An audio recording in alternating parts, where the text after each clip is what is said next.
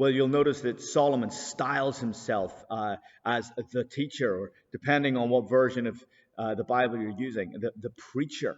And that's actually where the title of the book comes from. When the Bible was being translated into Latin way back in the 4th century, the word that is translated as either preacher or teacher in English is translated into Ecclesiastes in Latin. And so here he is, Solomon. He's got something he wants to teach us. He's good news that he wants to proclaim to us. And we need to remember that as we go through this section of the book, because it is quite bleak as Solomon stands at the end of his life and looks back and remembers how it all started to go so badly wrong for him. He remembers the day that he set out, as it were, to make sense of the world. I applied my mind to study and to explore by wisdom all that is done under the heavens. Now remember, Ecclesiastes is a book of confession. And straight away, Solomon is wanting to flag up to us where this all went wrong. I mean, this is the tragedy of Solomon's life, that his focus for life, his understanding of what life is all about and what it means to live a significant, meaningful life that is in touch with reality, it was all impoverished by his failure to look above the horizons of this age. For Solomon, very quickly, it all became about what is under the heavens, not about what is in or even above the heavens. His head was down, and his vision is hopelessly limited. Verse 14, "Oh, I've seen all things that are done under the sun." And that's what Solomon is so brokenhearted about at the end of his life, that he looks back and he realizes that everything he's cared about, everything he's lived for, everything he's worked for, everything he's achieved, everything that he's understood has been focused exclusively on the here and now. It's like someone who has been looking at one small corner of a picture, a painting, and they never stand back and consider the whole panoramic vision. That it's not just of this cursed creation, but also what lies above and beyond it.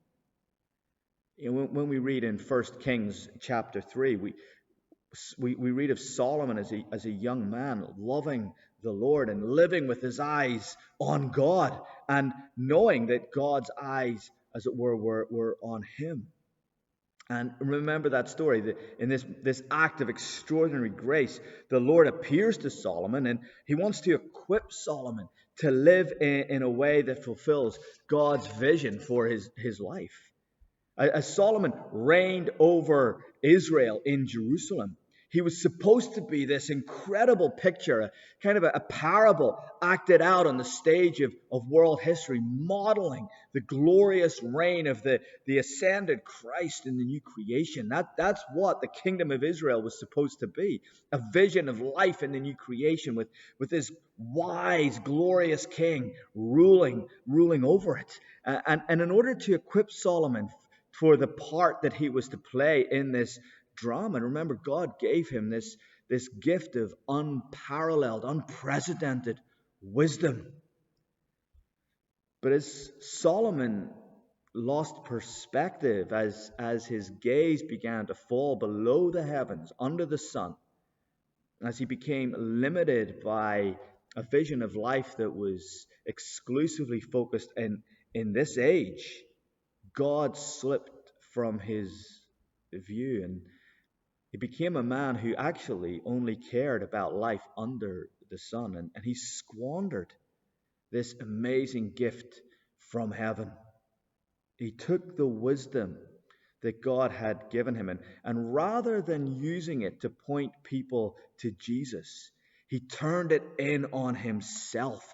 It's like he enslaved it so that it was forced to serve him, Solomon, as he built a name for himself, as he forged his own kingdom, as he imposed his own will for his own life.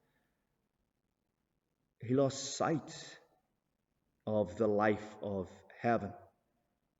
And so what he was left to look at under the sun began to take on a bleak and hopeless sense.